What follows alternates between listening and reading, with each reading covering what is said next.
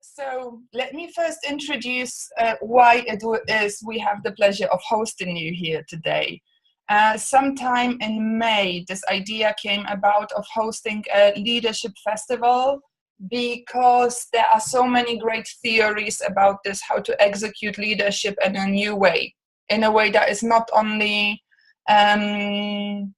revenue and profit oriented, but in a way that pushes the world into a place where it's a world we actually feel like living in, and where work has meaning, and where work allows us to fulfill the meaning we have in our lives.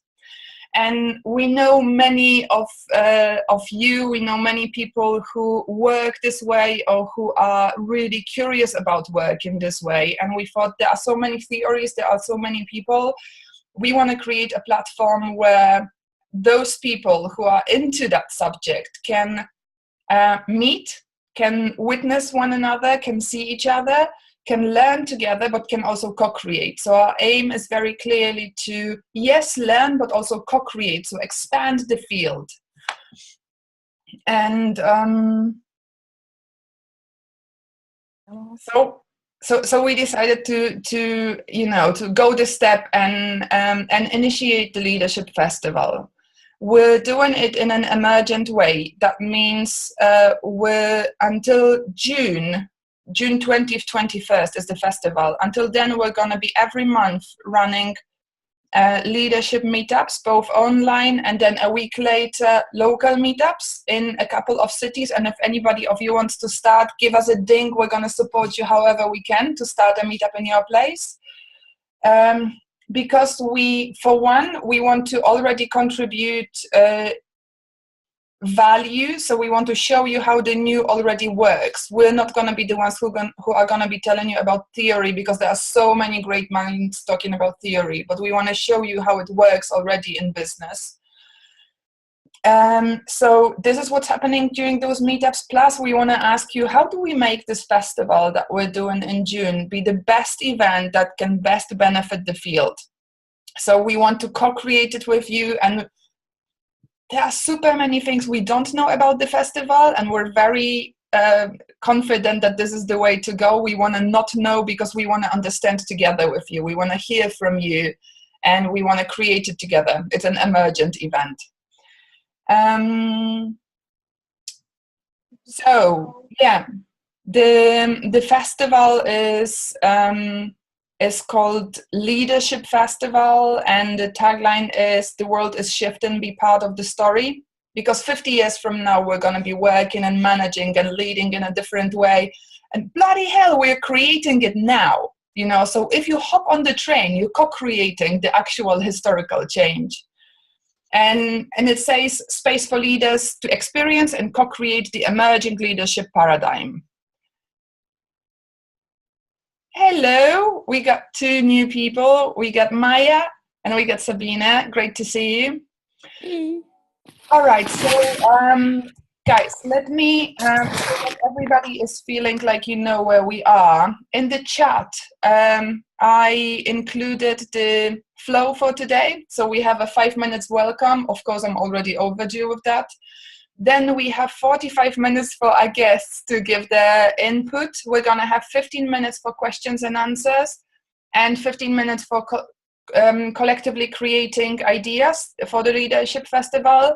Then 5 minutes for a sneak peek of the next meetup, and 5 minutes to check out. So before we go any further, I would like to open the mic and give everybody the opportunity to just say your name and say where you're checking in from, so we can hear each other. Hi, I'm Bart, and I'm from Warsaw, Poland.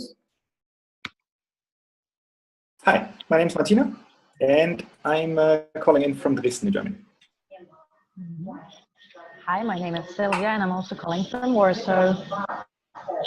Hey, my name is Maya, and I'm checking in from Ljubljana, Slovenia. Hi, my name is Paulina, and I am checking in from Krakow. Hi, my name is Majka, and I'm from Katowice, Poland. Hi, my name is Mary. I am from Levittown, Pennsylvania, United States. Hi, I'm Vincent. I'm checking in from Barcelona. My name is George. For some reason, my camera doesn't work on the laptop, but I'm gorgeous, I can assure you. I'm actually from Berlin. Right now, I'm checking in from Vienna. Yeah, looking forward to the session.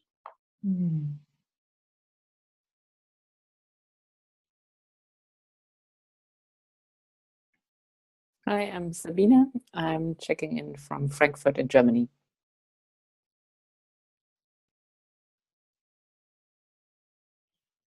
And we still haven't heard from a person with a cryptic name, Batotsunagari Labo Homevi.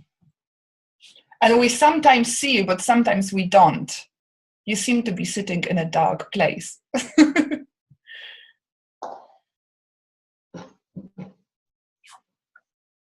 All right, your mic is still on mute. If you ever wanna hold on. Now we've lost them. All right, well, if they come back, then they're gonna have an opportunity to check in again. All right, so we decided the title of the first leadership meetup, the one online and also the local ones, to be The New at Work, because we wanted to immediately deliver you yeah, thank you, Sylvia. Sylvia wrote to me then that I'm also checking in. I'm Carolina, I'm from Berlin. Thank you. It's good to have people who are paying attention to you.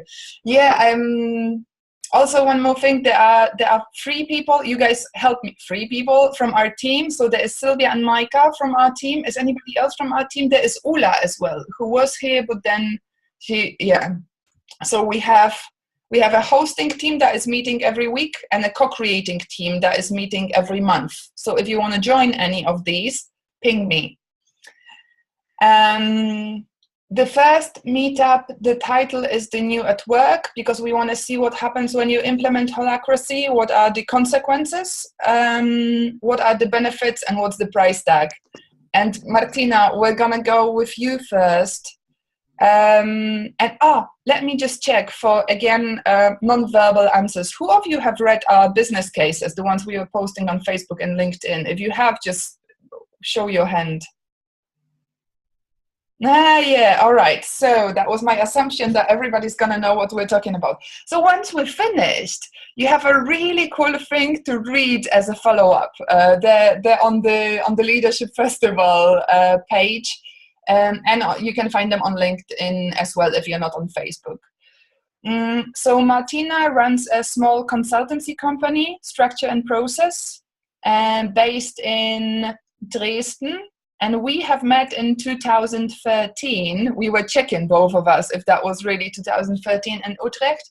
And Martina was the first person who told me about Holacracy. And indeed, Martina, your introduction was it was opening completely new worlds for me. And it was very when I was telling people later about that, I was telling them based on what you told me. So I'm super happy to have you here today. And I'm very, very happy to listen to your story, the story you want to share now with us. Okay. And you have something like 15 minutes. When you're 1 minute before, I'm going to show you these guys. Go. Sweet. Hey, hi. Thanks for inviting. It's interesting that you start with where we met, because I think that very much tells my story of how I got to creating this company, if you consider me one of the creators of this company, or how I got to work with Holacracy. Because when we met in the open space community, the open space technology community. And that's open space is, for me, is one of the formats, the best formats to be together in a group as people when you want to get work done, maybe in that context.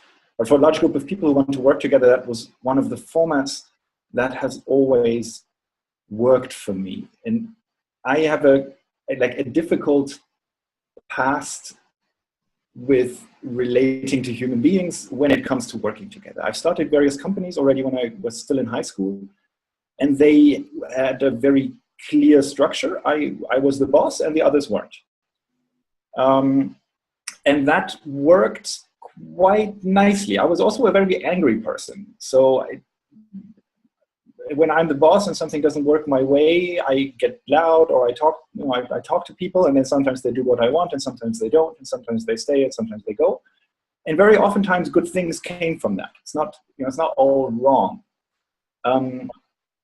But 10 years later, I found myself a bit older and wondered if that was really the highest potential that these teams or these companies had. And when I look back, I think there were so many limitations by people not speaking openly, by people paying very close attention to what I wanted and then doing that or something related to it, rather than doing what they already knew was actually the thing to do. But I thought, actually, I want to look for something different. And when I started this company, there was several factors that came to play. Like, with the topic, the new at work, what was new for me was to actually work together with people again. I had been freelancing for over 10 years. I had also spent some time in communities. These were not companies, but they were communities. And while I had loved the togetherness in those, every time when it came to actually getting stuff done, I found myself frustrated sitting in circles where people would talk forever about minor decisions, and I just couldn't get things moving. So for me, what was new was I really wanted to partner with people. I didn't want to be the boss of anyone. And also, I didn't want to have a boss anymore. I think I'm pretty much done with that for life. I think nobody should have a boss anywhere. And there were two of us, Tanya and me, who started the company together. And another thing that was new for us is that we wanted to start something that you might call transpersonal. I'm a bit on the brakes with that word now. At that time, we were quite excited about the idea to start something, start a company, an organization that would exist beyond the people who run it, that would somehow have its own existence, its own independence, its own soul, so to speak. I'm not sure if I believe in that anymore, but that was one big idea we had, that the organization would somehow develop its own personality and become a bit more independent from its founders. The idea being that it would attract other people to work in who would look at the purpose of that company, would look at the soul of that company. They would not look so much at the founders. They would not look at me and Tanya and say, well, what do you guys want? It's your company, so what do you say? But then we would share an idea of what this is about and work together on that. And my thought was that then the company could develop in ways that I couldn't even imagine. Because when I think company, or already I think company, right? I don't think club, organization, nonprofit. I'm a business person. I grew up in capitalism, and that's my mindset. Like, it really takes other people to tell me, hey, look, we can do this nonprofit, we can do this different. I just don't think that way. And when I think work, then I think consulting, because I've been an advisor, consultant, coach type of person all the time. And it takes me some effort to think of something different than advisory service. So the technology that came our way was Holacracy. And that seemed to be an infrastructure or a technique or a process that would allow an organization to do something, like have a frame, produce some artifacts that would create a stability to which people could relate, so that the knowledge was not just embodied in the people who already run it, but that there was a tangible external thing that you could relate to. That was very attractive to me. So that's how we got started. So we pretty much immediately set the company up on Holacracy, even though it was just 2 people. Some people thought that was crazy, but we really wanted to give this a try. And that's how we started. So this has been 4 years ago now. And at the moment, we're working with a team of 6. There was 8 of us at a time, and hopefully tomorrow will be 7. So it's still a small company, has never grown above the size of 8 people in it. And indeed, it still is in many ways a consulting company. We advise other companies on organizational development. Mostly people look us up when they look to build organizational structure.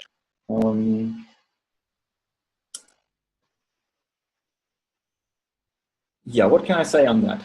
I think for me, the most interesting, or like the tension that is in working with others is that on one side, I want to get things done. I want to apply my power. I want to use what I know and what I can do and go for it.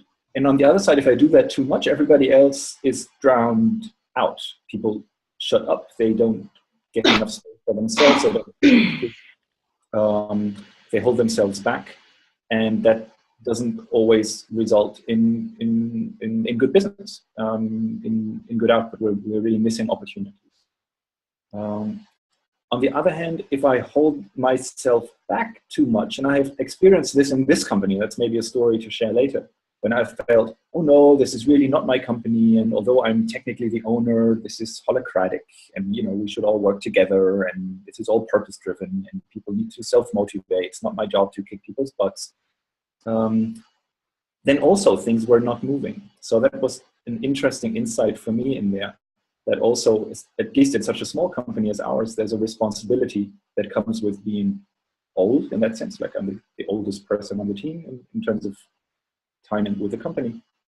There comes a certain responsibility to guide or to lead, and you can't just step away from it and pretend that the company is somehow transpersonal and that somehow you're just I'm not responsible here. I'm just filling roles, as we say in Holacracy. But there is something to, really acting strongly when you must. And with Holacracy, it gives us a framework to do that safely. Because when I speak this way, like every traditional leader tells you, oh, that's what a leader does. You're loud when you have to, and this and this. But the point for me was not to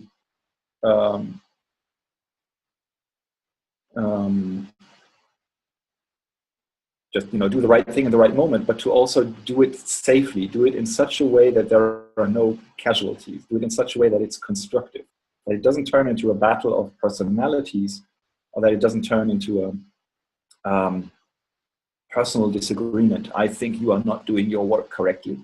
I think you are too stupid to do something. But that when I get frustrated with something, we can find a way to discover how's that informing us. And that's what Holacracy is an excellent framework for. Like I can see when I sense a tension, when I have, usually I'm the person who gets angry. Other people get sad or something, but I'm the person who usually gets angry. Then I can look into what do I need? And this is kind of built into Holacracy, that the process constantly asks you, what do you need? So what do I need? Okay, from my role as marketing, I would very much like the seminar organizer to actually tell me this and this. And we can look into when is my attention informed by the role, when is it informed by the work, or when is it something just completely personal that, me as Martina, I'm frustrated with how things are going. And so with the role structure, with the structure we have in Holacracy, I can kind of give a bit of meta information when I speak, and people know how to listen to it. So in an ordinary company, or in my past, I would have said something, and people would then have to find out how relevant it is. We have this with a client company at the moment, where the team has learned to listen to the boss very, very carefully, and they know exactly what orders to follow and which ones to ignore. And with the role structure, this becomes safe. So people can see when I speak from a specific role and how that relates to the business, or when it's something personal that I express, which maybe has no immediate consequences for the work. So that's one thing. A few other things that we are moving towards is separating financial accountabilities and separating hiring and firing powers from me.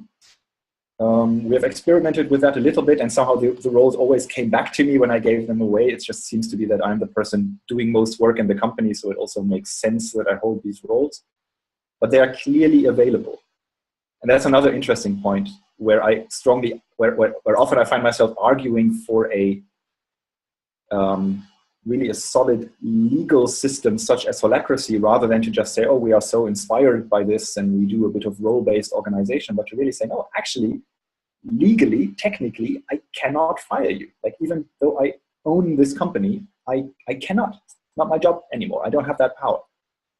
I quite like that, to make that really explicit, because you can talk all you want. You can be the benevolent leader or an enlightened leadership person or something.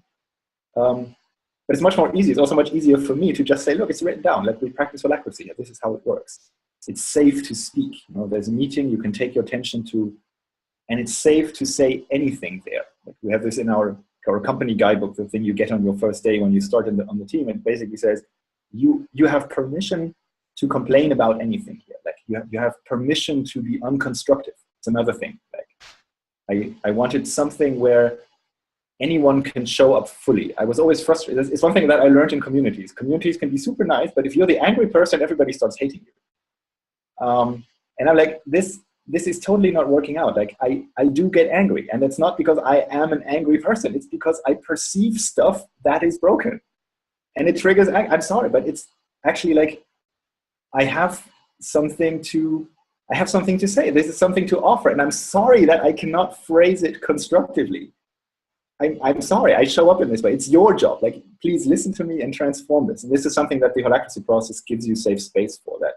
So I wanted this in my company, that anyone can show up the way they are, even on their bad days. I was giving you a sign for 2 minutes. Oh, that's a sign. Okay, great. I'll land it. So that's so to wrap that up, with using this system, even though sometimes it was a pain to learn how to use the system correctly, and some people got upset about the system. We don't get that much anymore. I think we do better onboarding now. I have found immense use in the clarity we get, that when we talk to each other, we can always relate it to the business. There's no risk that it drops into a personal disagreement. And I found that with this, I can work with much more diverse people. I can work with people who, as people, sometimes I find quite irritating, but in the context of doing the work, we can really learn from each other and really process this into good output. And this is my curiosity with this at the moment. Like, besides building this company and being good consultants and having my fun and my livelihood from this, my visionary question for this, if you permit me this, is there not some inspiration for peace building in there? Like, if I can learn how to relate constructively to really irritating people in my own company, then might we learn something from that as a society? Might we learn something in the world? And this is not something that means, everybody needs to love everybody and we need to do a lot of nonviolent communication and, everybody must listen for hours. But my context is work. I'm interested in work, in producing stuff, in making things happen. In that context, can we find a way to be together? I think that's often much more important. In this context, can we get work done? In this context, can we be peaceful? In this context, can we be appreciative? Martina, I never thought you're gonna end up at peace building in business context. You never know where the boat is gonna sail to. This is fantastic. I don't know if you had the opportunity to see in the chat, people were saying that they relate to it a lot, that it sounds familiar, that roles are also a big tension. I was getting also private messages from people. Funnily enough, all the private messages were saying, wow. Okay, good. So, one comment or one note to everybody: if you have questions that you feel are sprouting in you when you're listening to our speakers, you might add them in the chat window, and Sylvia will be paying attention and having her eye for the questions to bring them back into our speakers. We're going to have 15 minutes for Q&As. But it might be that you just want to park the question the second it actually came up. So you can use the chat for that. Martina, thank you so much. That was so energetic. Yeah. All right, George, Georg Tarne from Soul Bottles, the CEO and founder of Soul Bottles. Are you ready to go? Ready to go, yes, milady. Fantastic to have you here. With George, we had a conversation where I was writing it in the piece I was writing as well. You gave me goosebumps in the first 7 seconds we were having a conversation, and it was really like such an instant great connection. So what I think you might be talking about is about once you implement Holacracy, what you saw in like with your filters in your organization that is necessary as an add-on, so that your organization can actually run fully and people can do this, Martina, you were saying, which is like split the personal from the professional and learn to communicate in a seamless way. So George, I'm going to be passing on to you, and I'm also going to give you a sign. Can you see our cameras? Yes. All right. So Yeah, I can see your camera. Peace, sign when you have 2 minutes to go. All right. All right. Yeah, so I don't really know where to start. Now the 7 seconds are over and you all have to have goosebumps now, so no pressure. So yeah, a little bit of background. 5 years ago, with a friend of mine, we started Soul Bottles. Soul Bottles is a social business, so we sell cool, stylish, plastic-free drinking bottles so that people drink more tap water instead of bottled water, which is more ecological, less CO2 emissions. Yeah, that's Martina wrote it in the chat. Soul Bottles, you can look at soulbottles.com to see how they look like. And we donate €1 per bottle to clean water projects. So it's like a triple social impact, and it's like not only making like an NGO PR campaign on the benefits of tap water, but really giving people an alternative to actually use and change their behavior in a way that's like attractive. My background is a lot in nonviolent communication and conflict resolution. And nonviolent communication is a really bad name for a really good thing. Like the first association that you have is like people speaking very softly and not getting angry and putting their needs second and being too understanding. But that's not what it's about. It's about being, on the one hand, very honest, but in a way that's non-judgmental, and also empathetic, like loving and fierce at the same time. And it's like this. It's a hard balance to strike, of course, and it needs a lot of practice. But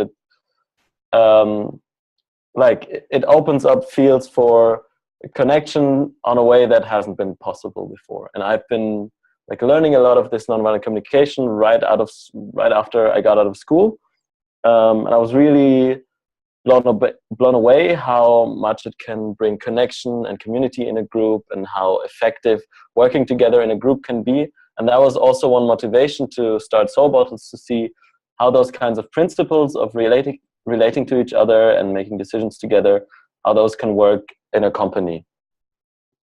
And so we started out, at first we were 2 people, then we had an investor, and then we grew slowly, then we had kind of 8 people, and then it began to show that nonviolent communication on itself is not enough. So once you become more than 5 or 6 people, you need more structure. You need to kind of separate the personal from the work space. And that's the point in time, a bit more than 2 years ago, when we introduced Holacracy into our company. So the interesting thing about Holacracy for me is that it very explicitly says it only cares about the work and organizing the work and how people relate in the workspace, and about the culture space, the way that people interact as a community, as people. It says you have to figure that out for yourself, like do whatever you want there in a way. And usually companies, when they implement Holacracy, they don't have anything like proper on both sides, like on the workspace or the personal side. So they start with Holacracy, and then they find out, ooh, this is really tough. And we are still people, and we also at times have personal conflicts. And then they bleed over to the workspace, because if you have a personal problem with someone, it's really, really hard. It's still possible, but you need to have really, really evolved people to actually make it happen that they work well together. And this is what's happening now a lot. Like I'm now working only part-time at Soul Bottles and the rest of the time doing consulting. And the main work that I do is for Holacracy companies to help them resolve their conflicts and install like systems and meetings where they actually resolve their personal tensions.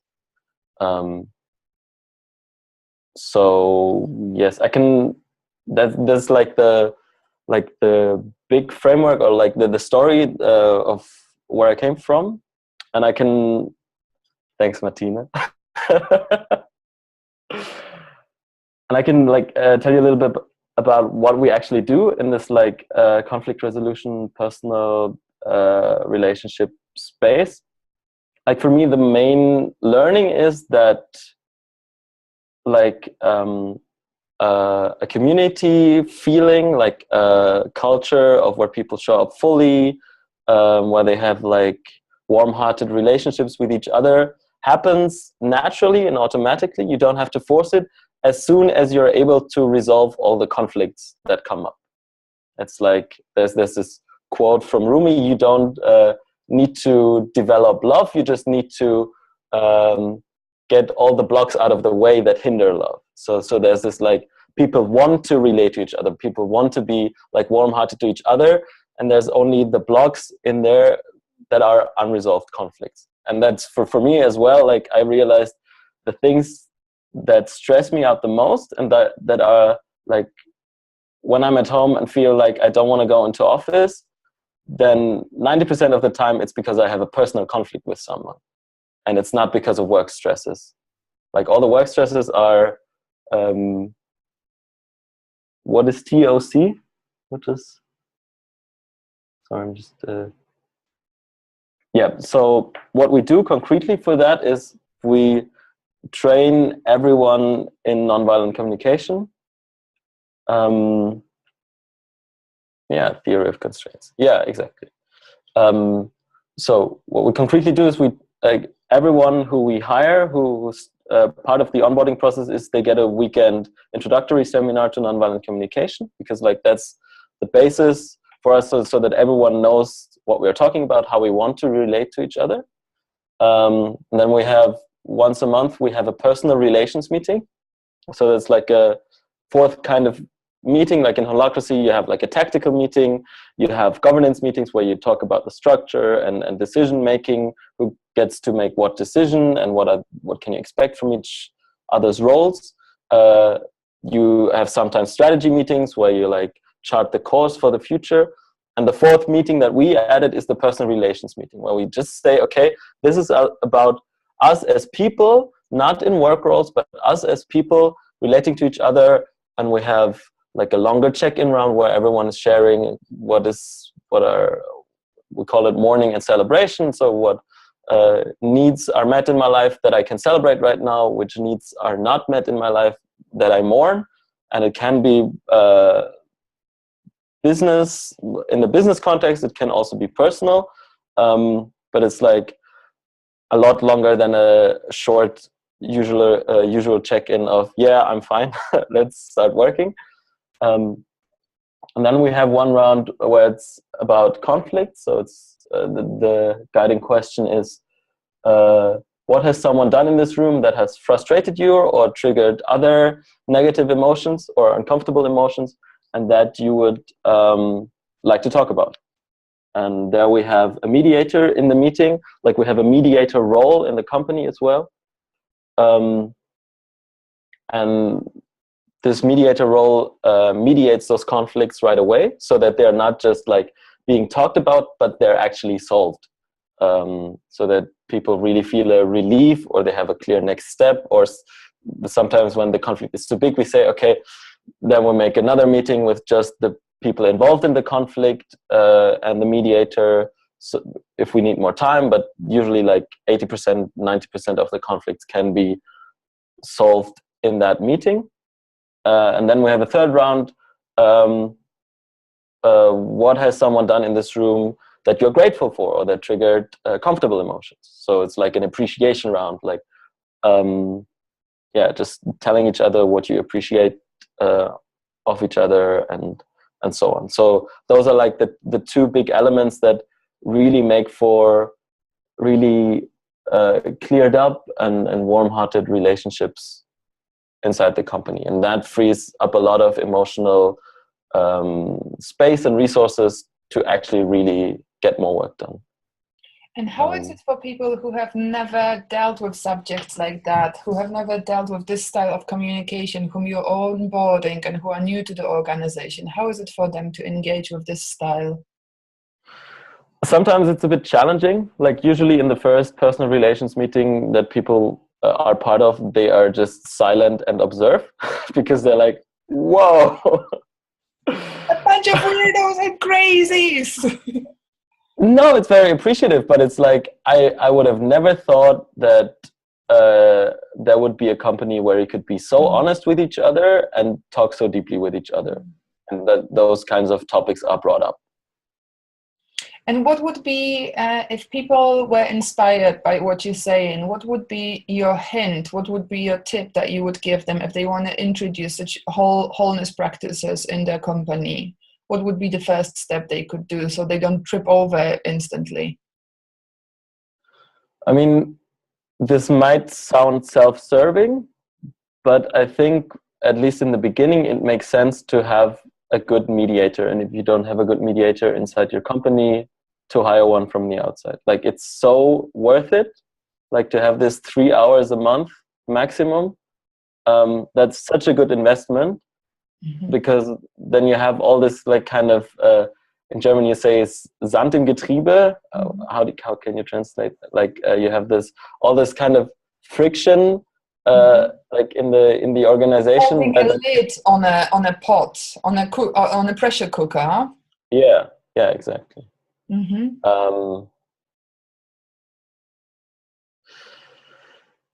Yeah, and about the question of Frederick. Yeah, it depends. Like, so the question is, how comfortable are people with sharing criticism and being this honest in front of a group? It depends on the quality of the mediator to create this kind of safety in a group. And of course, it's not there from day one. It's like someone is taking a small risk and sharing something vulnerably that's kind of risky, and then people see this it's going well and it's being solved, that feels good, interesting, and then like someone else is doing the next step. So it's like of course it has to be a safe space, and people need to trust that when they actually share criticism, that it's being heard empathically. Yeah, what I usually do when I start implementing wholeness in an organization is to have like a 2-day introductory workshop for people to start getting in touch with their emotions, with their needs, and having like a different view on their emotions, because also usually people have a negative view of anger or of sadness and try to push those feelings away, and it takes a bit of time like to show them and to have them make the experience that it's actually very useful to be in touch with those emotions, because they give you energy to actually take care of your needs. Like the example that I always give is that if hunger was a comfortable feeling, if hunger was a nice feeling, we would all be dead by now, because we wouldn't go find something to eat. And that's the same with sadness and with anger. It just points to a really important unmet need that you have, and that like a positive need but that wants to be met. And so there are different kinds of like practices and exercises where you can really get people on board to really want to try out this way of connecting with each other, even in a business context, because that's the beautiful thing. People actually want to be in good relationships with each other. People actually want to connect with each other. Like, you don't have to be best friends with everyone, but it's like to have this basic, like, I see you as a human being and I have trust that you see me. This is what everybody wants. And it's just like the way we've been used to working so far, and the way that people are used to communicating just makes it really hard for people. And then they rather put up their shields and their safety nets so that they don't get hurt more. Thank you, George, for sharing how to be loving and fierce in an organization. Thank you. Yeah, I'm happy you can see the videos as well, because you can see people's faces just going with blushes, you know, and people nodding a lot and like smiling a lot with like, yes, that actually speaks to me. It speaks to my heart. It speaks to my practice, to my experience. Mm-hmm. Thank you so That's much. good to hear. Thanks a lot. There are so many questions in the sidebar. Sylvia, I can see you're on it. You must be having quite a job now. Mary, I'm very happy, Mary Pruce, to have you here from Levittown in Philadelphia. Is that good? Is that all right? What I find really cool, Mary works for VSE, and maybe you're gonna share a little bit more about the company. What I find really cool, Mary, about your case is that it's an organization of 90 plus employees that's been around for over 25 years. And you guys introduced Holacracy to an already running business. So it's not this, like in case of Martina and in case of George, that you decided you want to run the organization in a certain way from the beginning. But you Mary, you went through a transition. Plus, you invited Holacracy One and their consultants to support you through the way.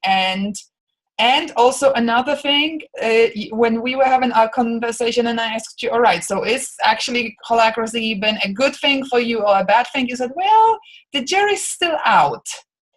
So I'm very, very happy to have you here as well. And if you could tell us where it is that you experience the borders, the limits to where Holacracy is the answer and the solution, that would be fantastic. Absolutely. So thank you very much for the introduction. So about 3 years ago, we implemented Holacracy in our organization. And to speak to a little bit about what George and Martina are talking about, we already had a very organic, pre-built culture of how we chose to interact with each other on a personal level. And in implementing Holacracy, you almost have to break that down and figure out ways to have this system work, which at times can be very cold and robotic, and find ways to figure out how your own culture shows up in those kinds of paradigms. So for us, where the struggle was really hard was Holacracy is about roles and discrete pieces of work. Well, when I'm working with someone, I'm working with the human being, and I had already had those personal relationships with them, whether they were good or bad. We still got the work done and knew how to work together. Now I have all of these feelings, all of this baggage of all of this history that we have with each other. And I'm told that I can go into this meeting and I have the freedom and the authority to do just about anything I want, unless there's a domain telling me I can't. So in our organization, a lot of things happened. There were a lot of struggles for different kinds of authority. There were lots of different ways individuals showed up in meetings that normally would not have been socially appropriate for our culture to do. And so for us, where we thought we had some really great things going on in how we interacted with one another and the types of tribe culture that we had, this Holacracy thing came in and sort of turned it on its head. And it's been a real struggle for us to figure out a way to both respect our personal relationships with each other and not leverage them to get work done. So for us, that's been one of the main struggles. Another has been our management structure. So having been a hierarchy before, translating a manager into something that Holacracy calls a lead link, where I, as an employee, had a manager who, when I had a problem, would take care of it for me.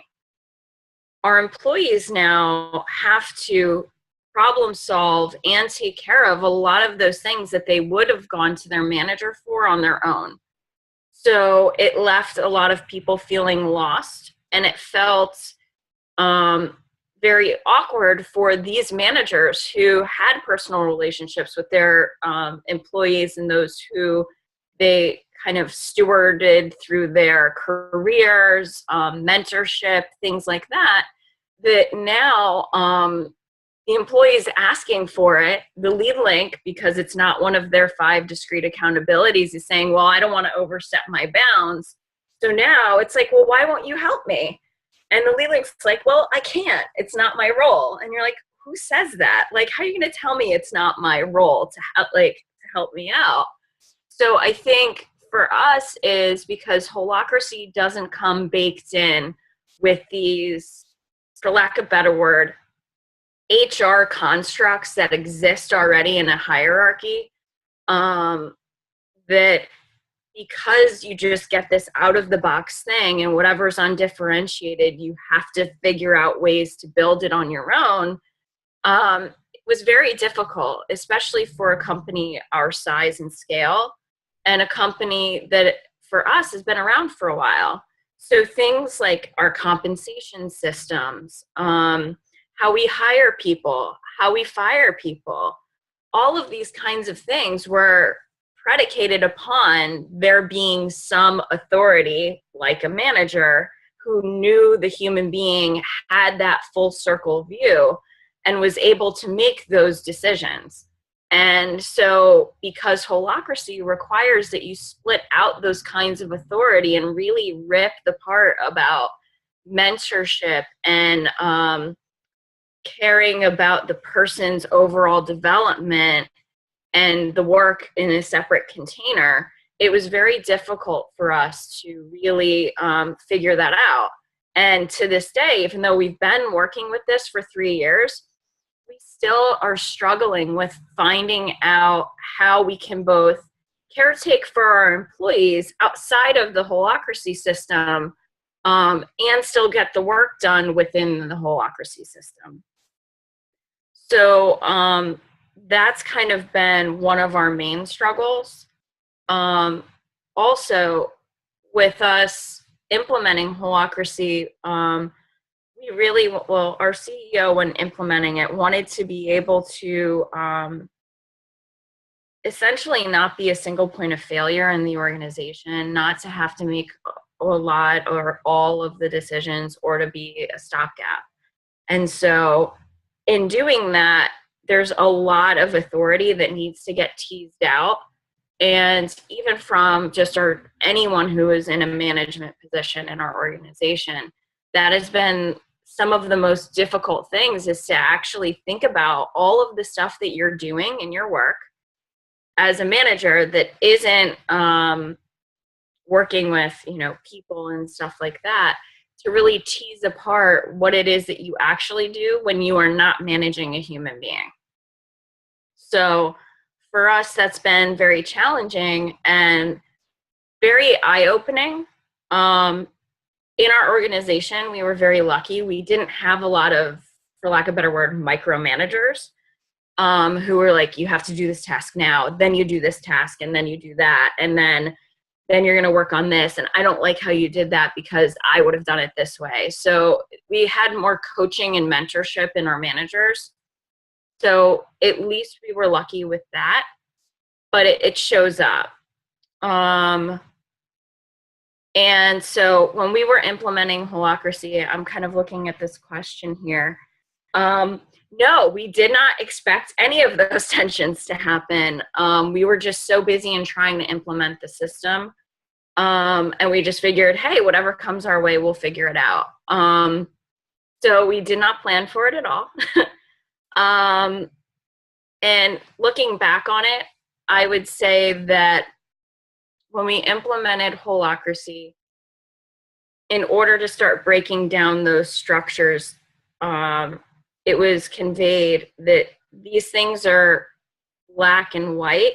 So, and they really weren't. So as far as when figuring out that, so basically when you're like, well, there's only roles, there's no people. There's discrete pieces of work. I think what I would have changed was there's discrete pieces of work that you as a human being, that the organization as a culture cares about, not necessarily the organization's purpose cares about, that as we're building these roles and things, these roles are opportunities for you, the human being, and that construct, which is not necessarily the broader purpose of the organization. These are discrete pieces of work in which you can choose to energize that fulfill your own personal purpose. So, and I think that being able to tie some of those discrete pieces of work to your own personal purpose, and maybe some thought work around individuals in an organization understanding what their own individual purpose is. Because for many of our employees who have been with the company for 10 plus years at this point, it was the place that they went to hang out with the people that they liked and to get some good work done. So it was our culture first, and then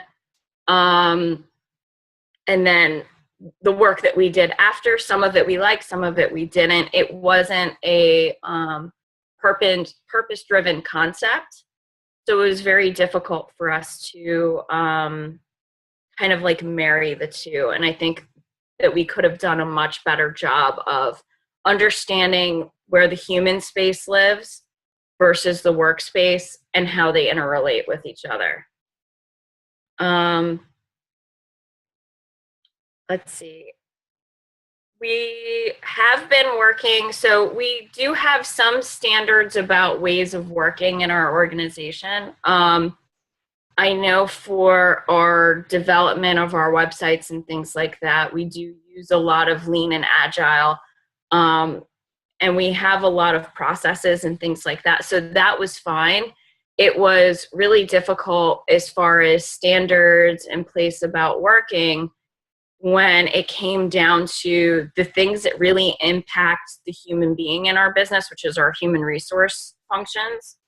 So as far as our, let's say, if someone wasn't performing in their work, there were multiple pathways out of the organization. And so figuring out how to create that paradigm when there was no manager in Holacracy was very difficult.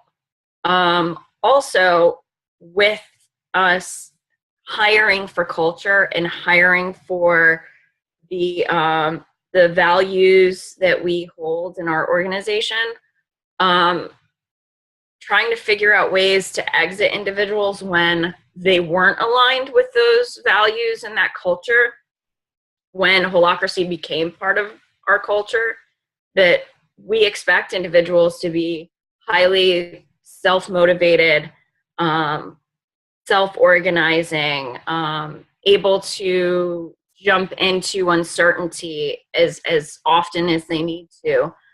I think that because they never had to jump into uncertainty before, it was a very stable kind of everyday business. You'd show up, you do your work, you leave, you see the people that you care about.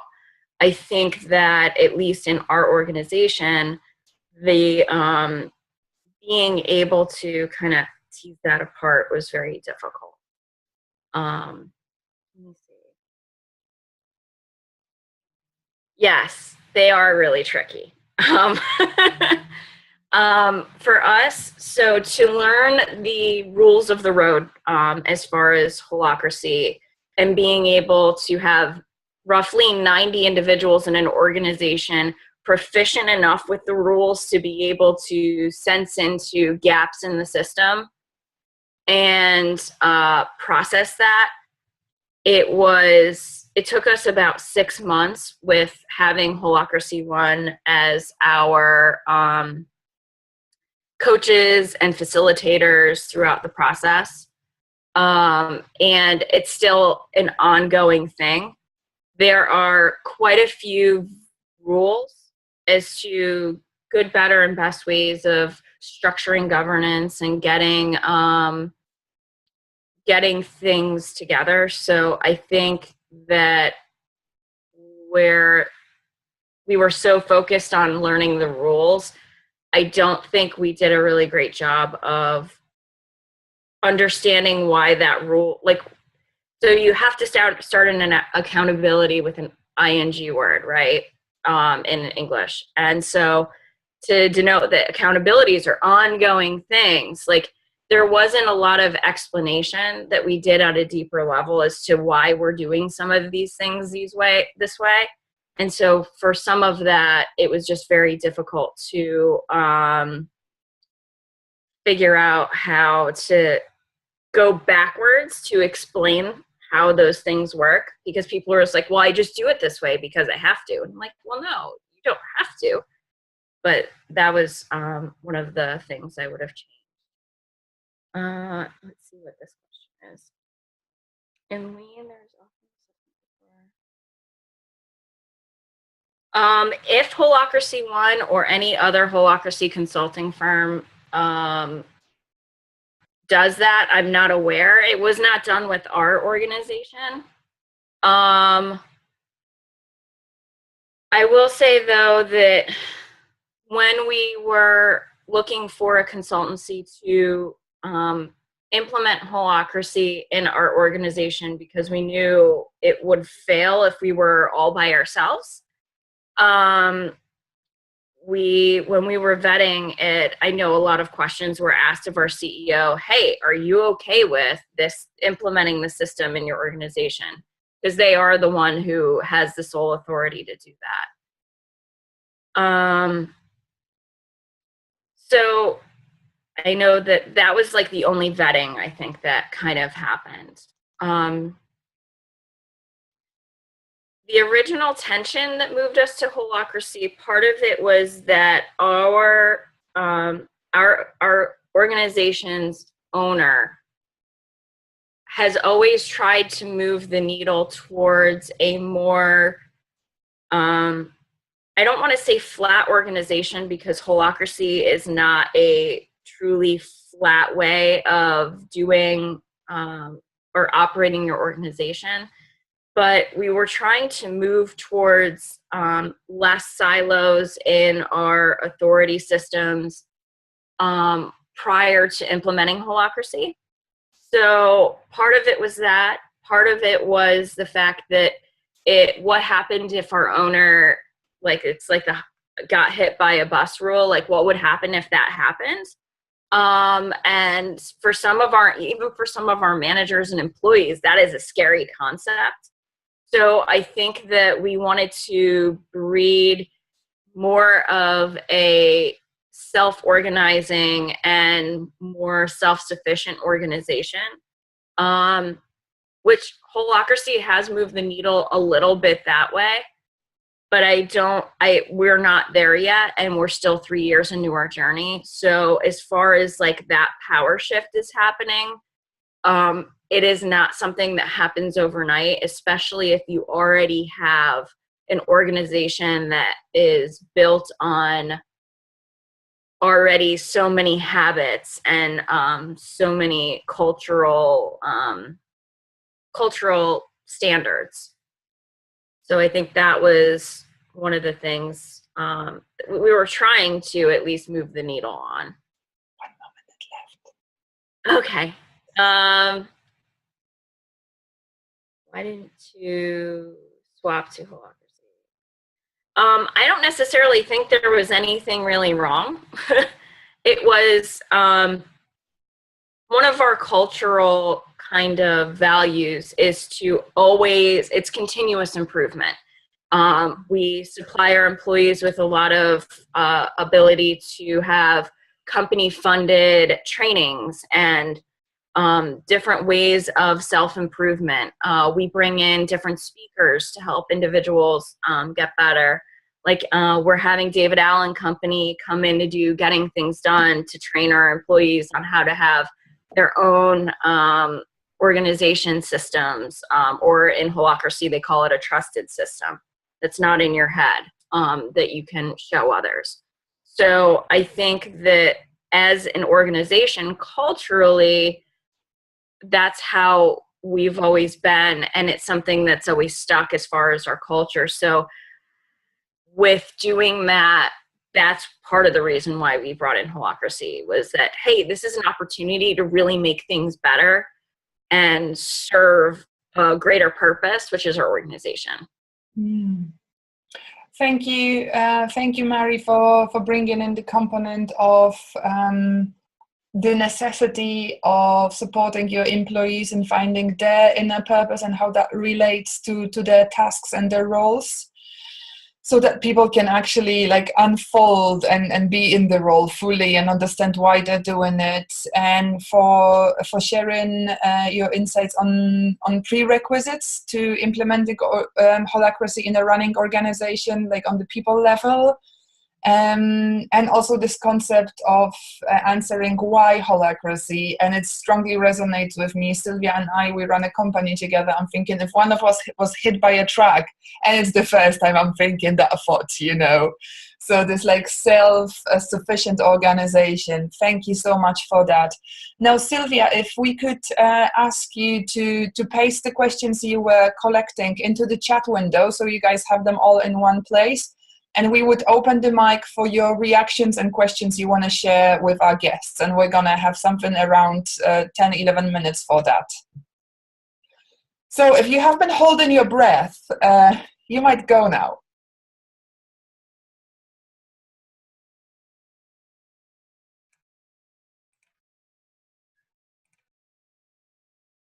And we're still having everybody holding their breath. Yeah, here's the list of questions.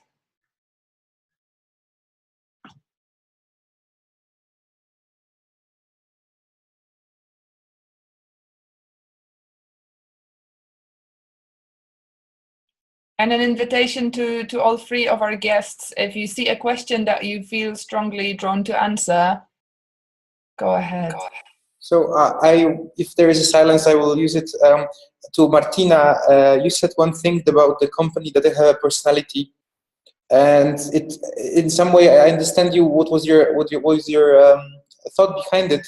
I was just thinking that maybe companies we should call it differently, not personality, rather maybe like I don't know, motive or like consciousness rather than personality, because me personally, when I hear that the company have a personality, the only thing that comes to my mind is a corporation and the legal personality that is actually driving most of the insane decision in the world.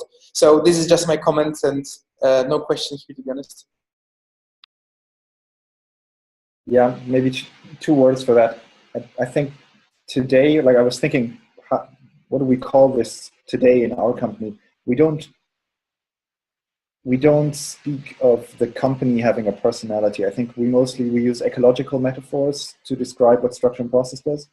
I often speak of a field, and I use that kind of in a physics metaphor. Like it is a space, there can be energy in a field, and stuff happens there. And if you put yourself into a field, stuff will happen to you. You don't necessarily know what.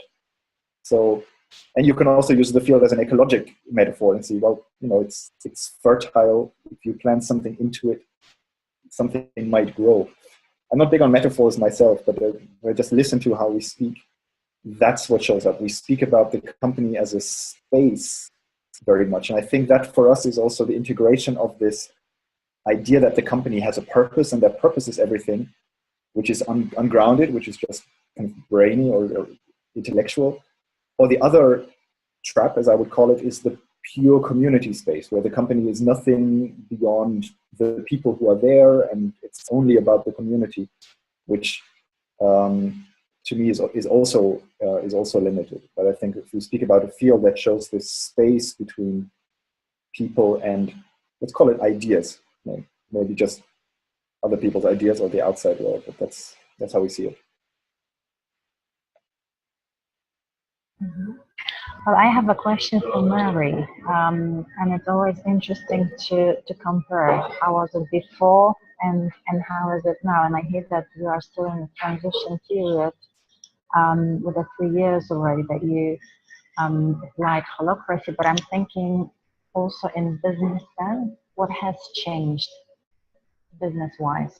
Yeah, do you see on the finance side that the change really made an impact on this part, or what are the criteria for that? What are the business results? As far as tangible, like business results, return on investment, those kinds of things, our business, we haven't grown much more than we had already projected anyway, just for our industry. And we've got pretty good predictive analytics of how things will grow as things progress. So we haven't seen a significant, like sales are booming. Like we haven't seen anything big like that.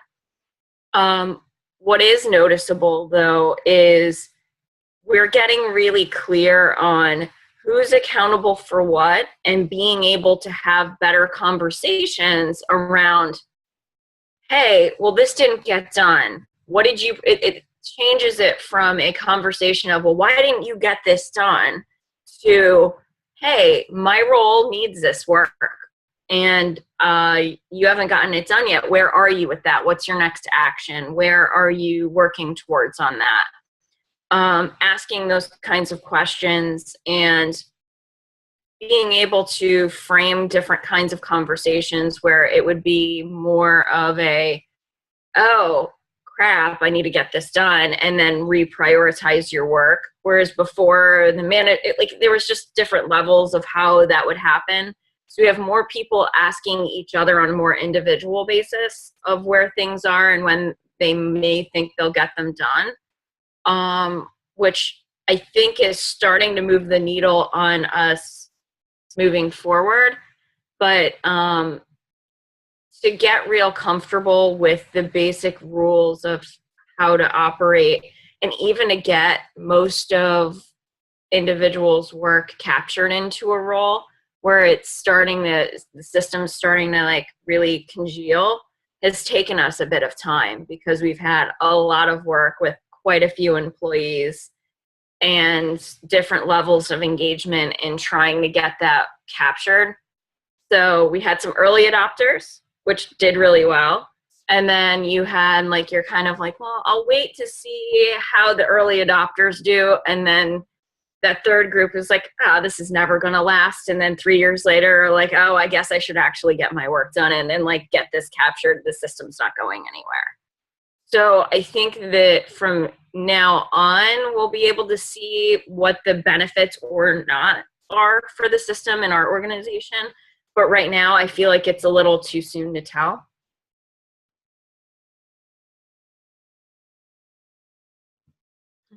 Mary, there was a question at you from Vincent about money, and I think money is always a really interesting question because these are the questions we either don't ask or these are the questions where things tip over.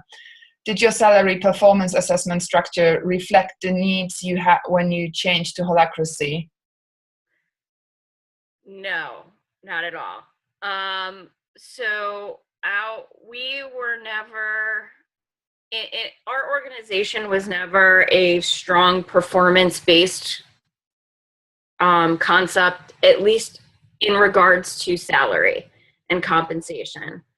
Our compensation structure was always based on market and our business size. So, and we blanketly had a philosophy that we paid to whatever percentage of the market. So that was fine. And it was based on the person's job description and the discrete work that they did for the organization, which their manager would verify.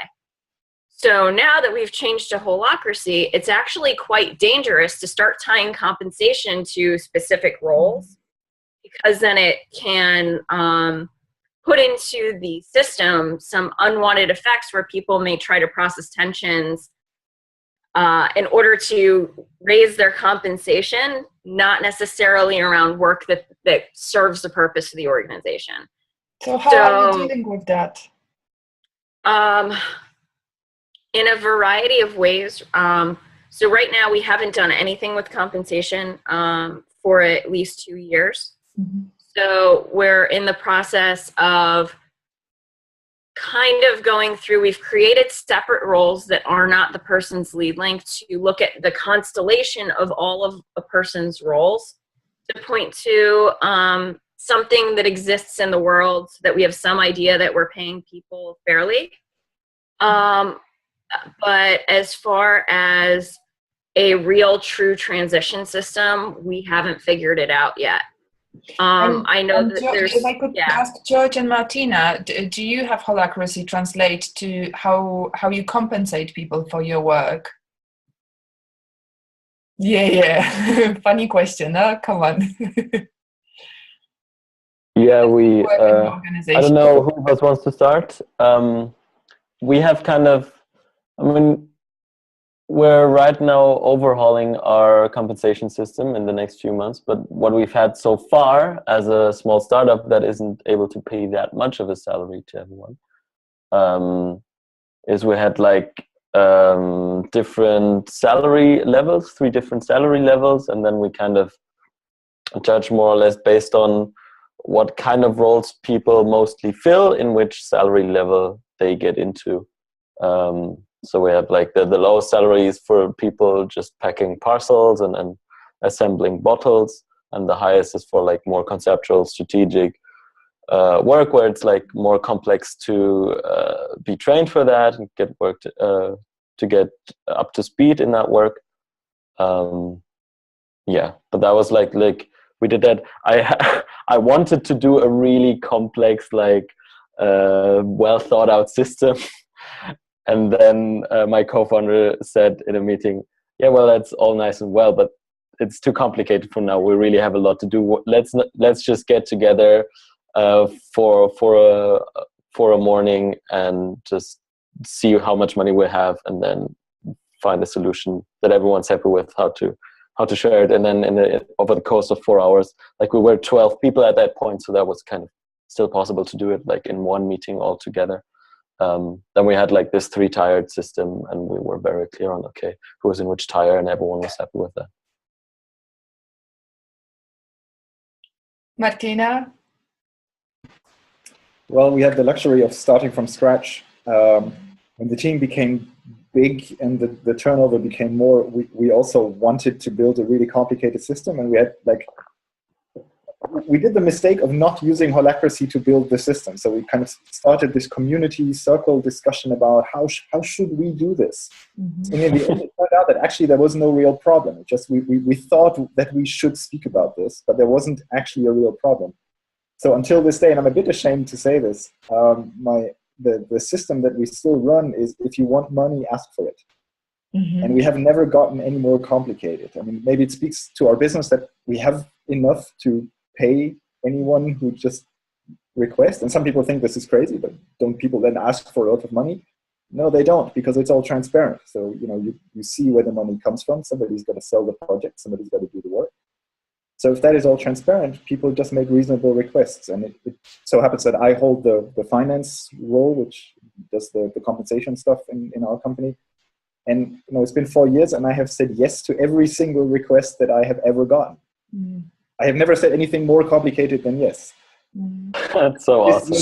So there is no like peer review, or you still decide yes or no. So there's no group thing of people checking it out, or is it fair, or is the market rate correct, or that kind of thing. We wanted to build something like that, but then as we started building it, it just turned out to be too complicated. So at the moment, this super minimal thing just works, and the moment that it stops working, we'll build something better. We'll probably move to a base income type of thing where you.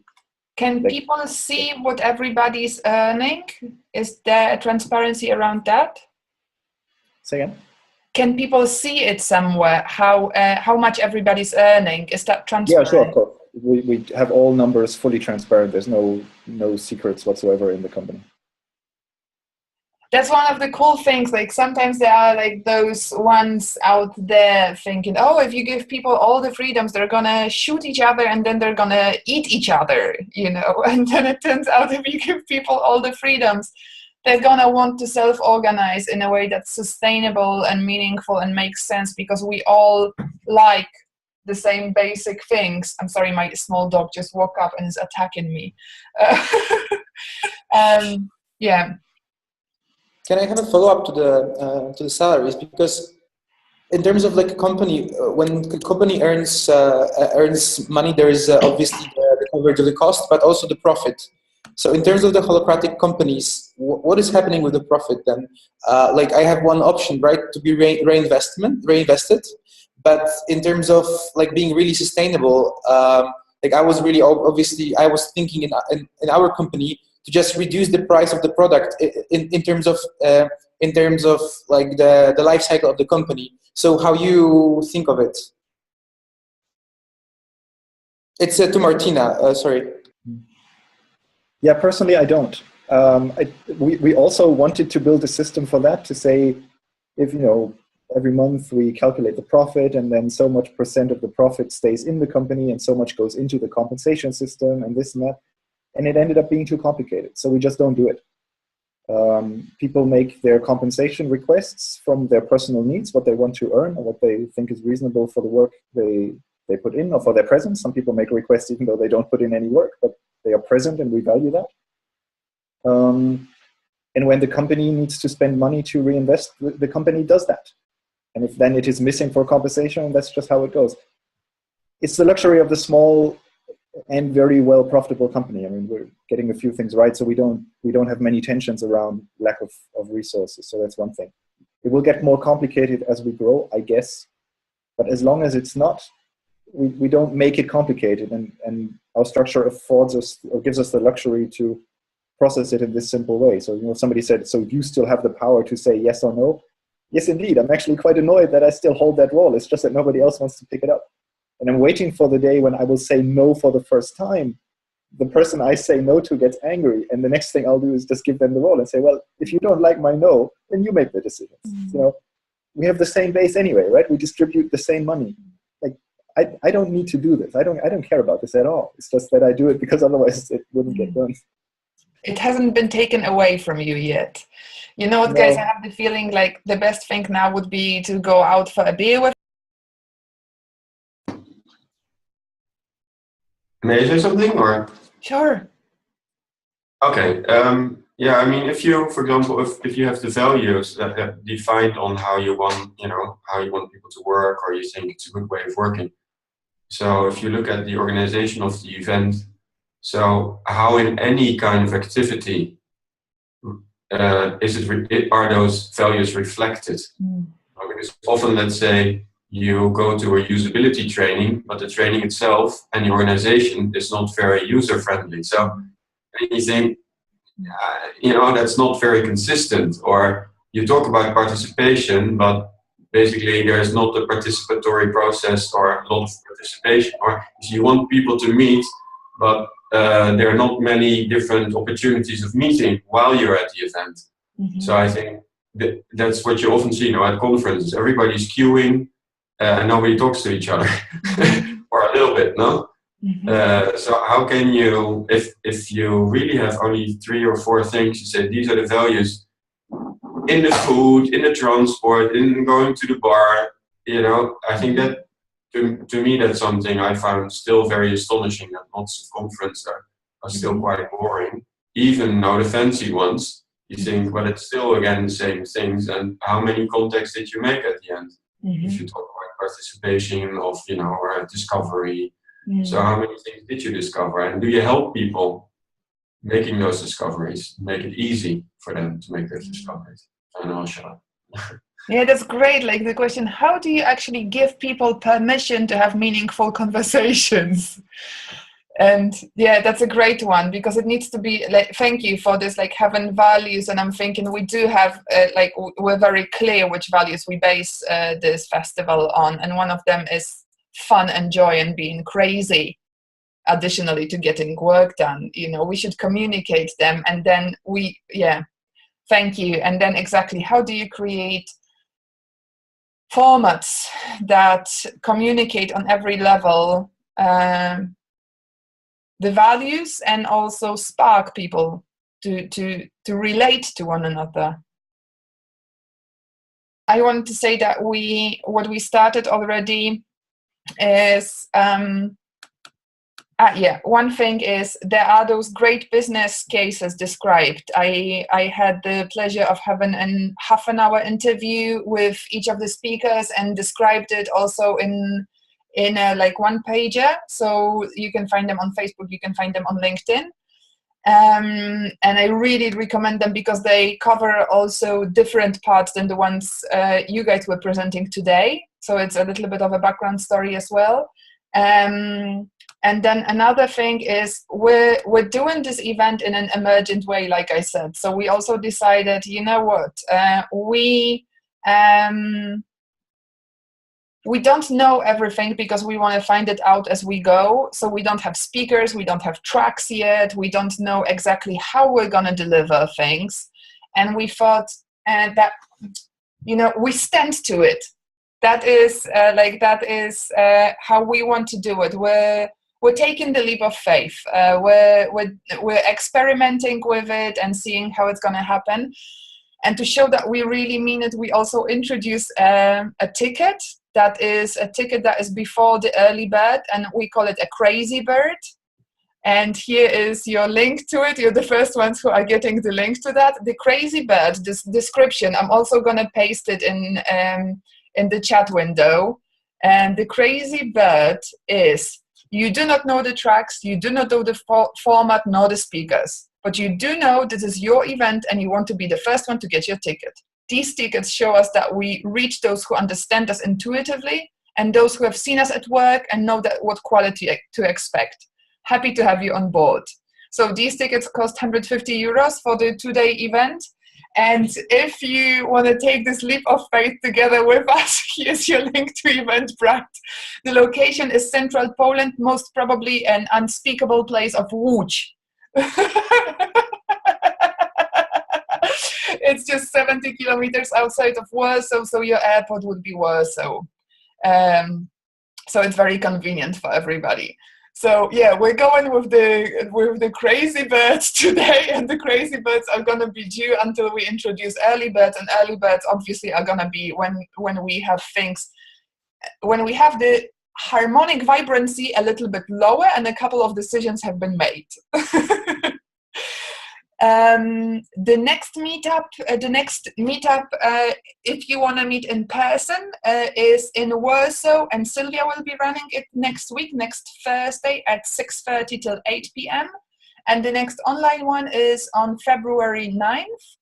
And I already have people contacting me with ideas for the second meetup. And the first idea we received so far was, all right, Holacracy and what next? So once you implemented Holacracy in your organization, what then? So I'm going to be having this interview on Monday with a person from Vienna, and I'm going to get back to you with what came up from that, and we're going to be communicating to you on the event page who are our guests and what is our subject for the next one. So if you have ideas, if you have questions, if you have great people for us to meet, bring it on.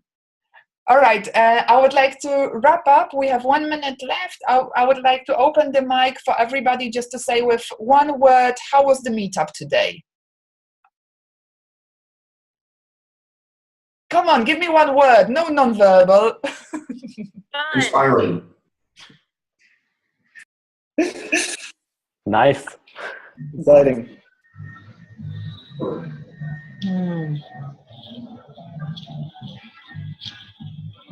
Delicious.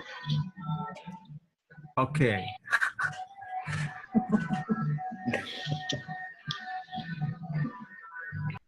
Have we had everybody? Have we had Maya and Paulina? For me, it was very inspiring. Or awakening.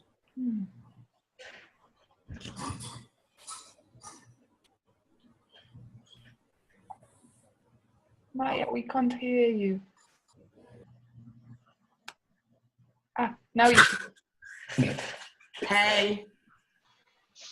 Okay, so for me, it was juicy, it was to the point, and it was exactly what I needed. That's it.